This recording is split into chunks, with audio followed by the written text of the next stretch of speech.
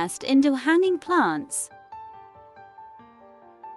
Tillandsia, commonly known as air plants, are an especially great choice to create a hanging plant wall in your space. These unique houseplants can be used for interior decorating in many ways, thanks to their ability to grow on any surface.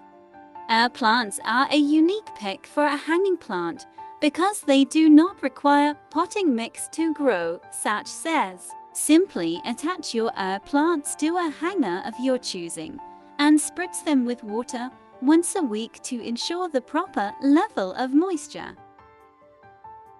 Hang them by a string or place them inside a hanging globe. Just make sure it has a large hole for air to circulate. Air plants require bright, indirect light and weekly water.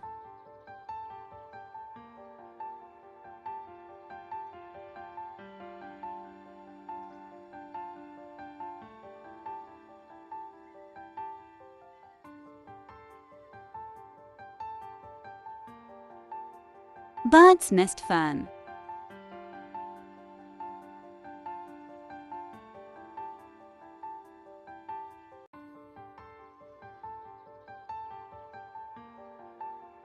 Bird's nest ferns earn their name for growing high in the trees of their native jungle environments. This species makes an excellent hanging plant indoors because of its growth habit, characterized by leaves with rippled edges that grow from a central bunch.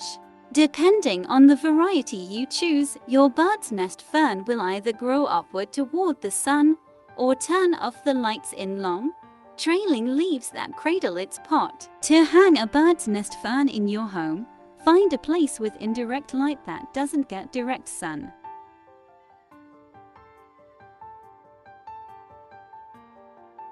Peperomia.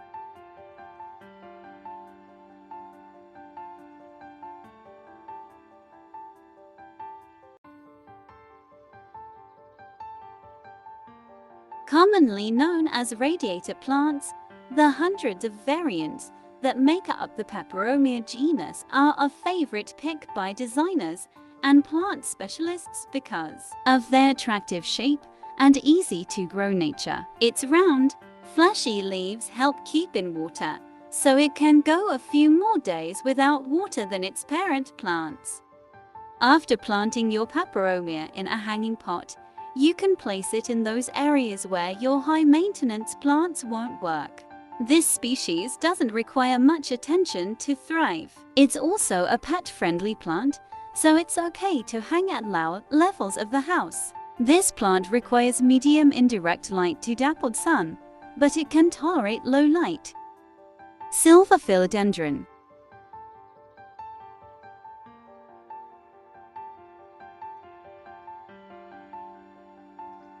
Often called a silver philodendron, this trailing plant is characterized by its wiry vines and dark green leaves with silver splotches.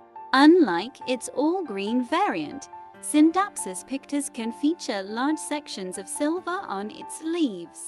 Depending on your specific plant, it can grow to maturity with a hybrid of both colors or with a predominantly silver color.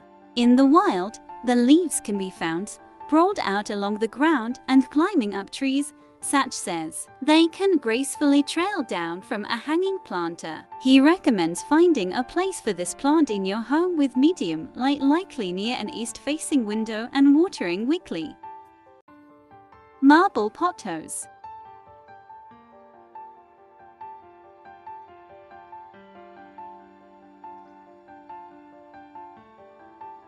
Known for its lush vines, the marble pothos is very simple to care for. Without sacrificing style, this species needs relatively little attention to grow into long, trailing lengths in your home. This plant is characterized by its variegated leaf and hardy, climbing vines, Satch says. This is a great choice for beginners since it can be easily propagated by stem cuttings. To create a new plant from your marble pothos, simply cut one healthy stem with a few leaves and place it in water. You'll have a second pothos ready to root in no time to fill your hanging wall. To hang this plant, Sach recommends finding a place with average sun exposure, even those darker corners of your home.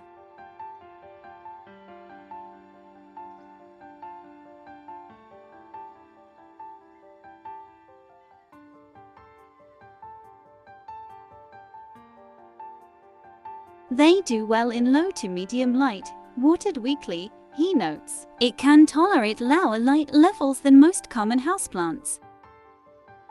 Staghorn Fern.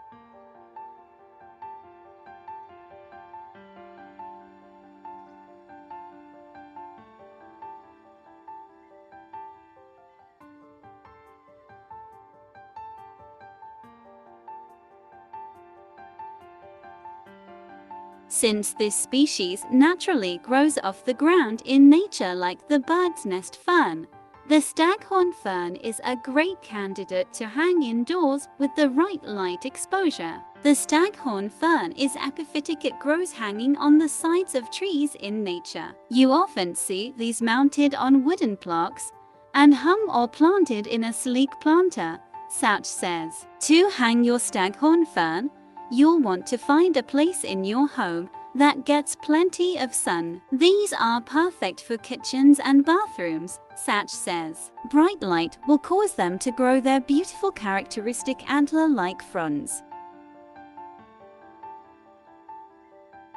String of hearts.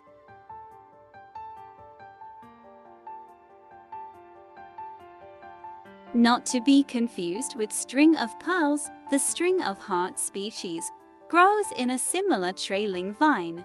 It's one of Sach's favorite Insta-worthy succulents because its leaves reflect its name. This plant's thin stems and lush leaves are comparable to a garland of hearts. However, it doesn't require the same care as many other similar varieties. String of hearts is a bit of a hybrid succulent because of its water and soil needs. Plant your string of hearts in cactus and succulent soil, or mix standard soil with sand and perlite to keep this species healthy. Orchids.